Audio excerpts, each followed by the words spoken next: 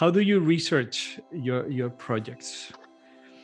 How do you Oh, gather information about an upcoming idea or an upcoming project? You read books. I want to know what happens behind the scenes in your brain, in your mind, mhm. before you actually start taking a single photograph. As you know, and probably most of your viewers will know, you don't. You're an expert in nothing, and you're a specialist in everything. And so you need to get with experts, and you have to become a bit of a specialist. And most publications will not commission you if you don't have some connection to it. Like, no publication is going to, maybe they would, but would commission me to photograph, polar bears or spiders, or landscapes, and only landscapes. My God, I'd panic if I had to do that. I wouldn't know what to do. So inevitably, you're gonna have some connection to the narrative that you're wanting to tell, and especially if you've, of course, proposed it. But if you haven't, you have to research it. But again, they're not going to connect you to a project unless they know that you have some abilities to tell it. And then you can also, reject it. I've turned down stories before because I don't know enough about it, or it doesn't feel appropriate for me to do. So in that sort of multi-dimensional, initial vein of discussion, it is a lot of reading.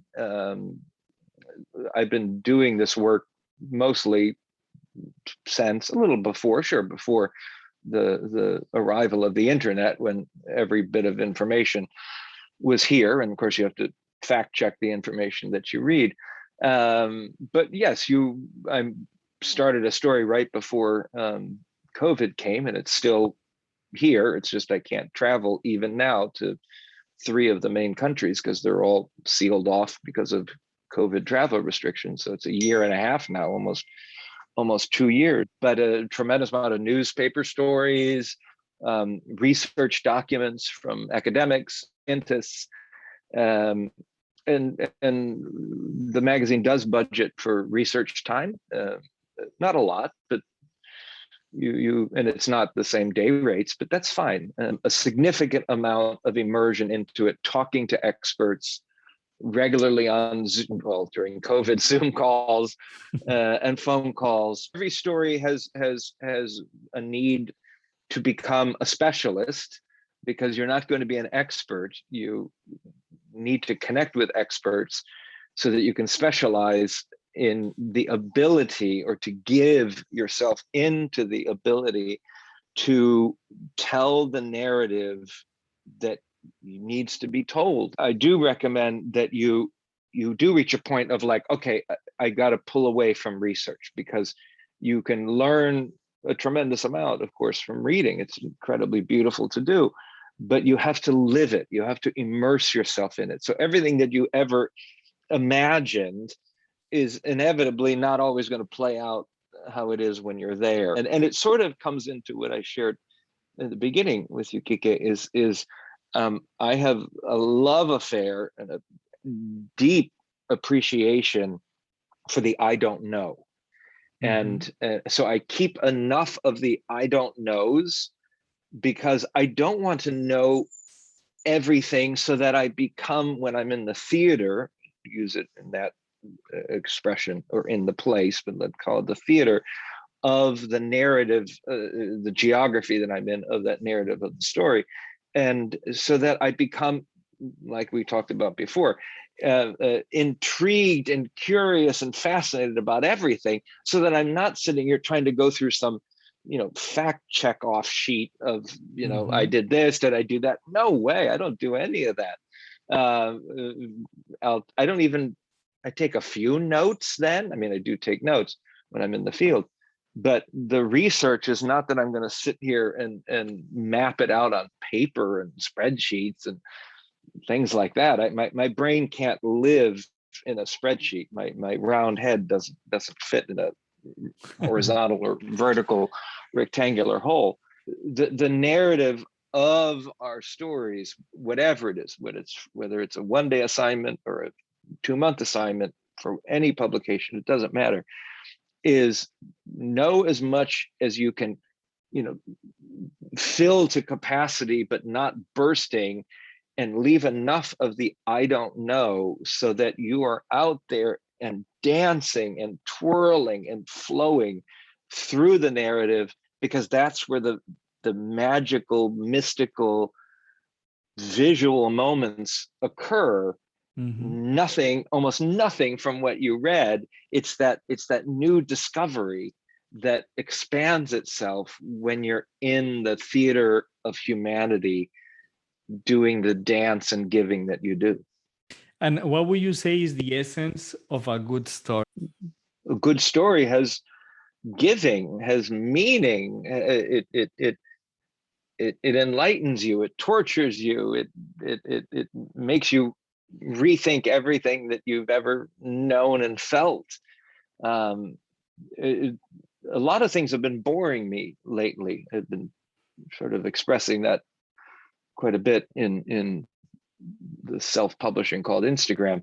I'm seeing things repeating themselves visually, and pretty pictures are nice, and you can have beauty even in difficult situations, but so much is just on the surface, and it's really when a story immerses well below the top soil.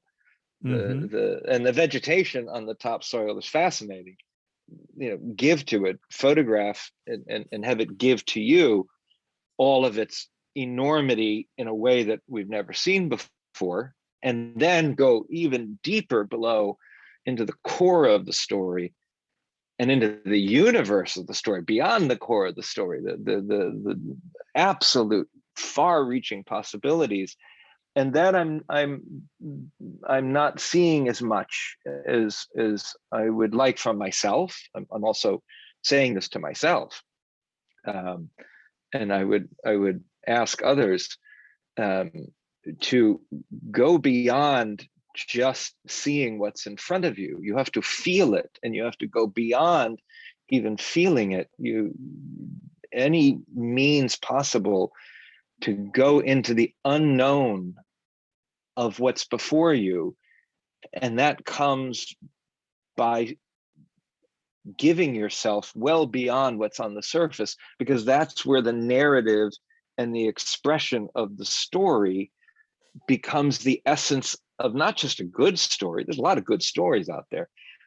It becomes a door opening into a whole greater understanding that expands us as humans, and that's our role. And it's not easy to do, but it's also the beauty that can be found by going so into yourself, because it all comes from within.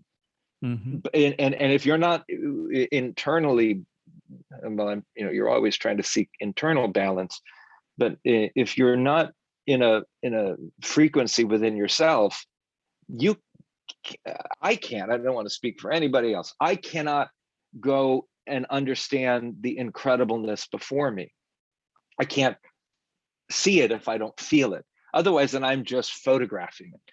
And it has to be beyond just a photograph. It has to have a whole lyric within it, its own stanzas, its own chapter, its own symphony within each image.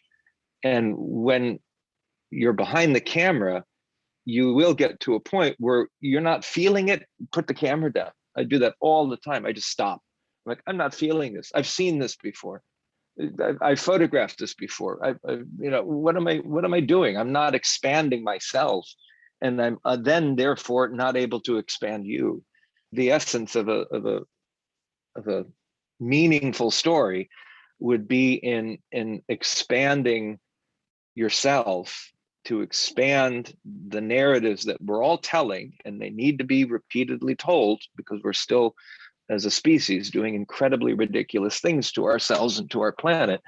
But instead of just photographing the melting glaciers, this way, or instead of photographing malnutrition and gender inequality and issues related to poverty, we have to go beyond just the surface of that, because we've seen it before and it hasn't changed.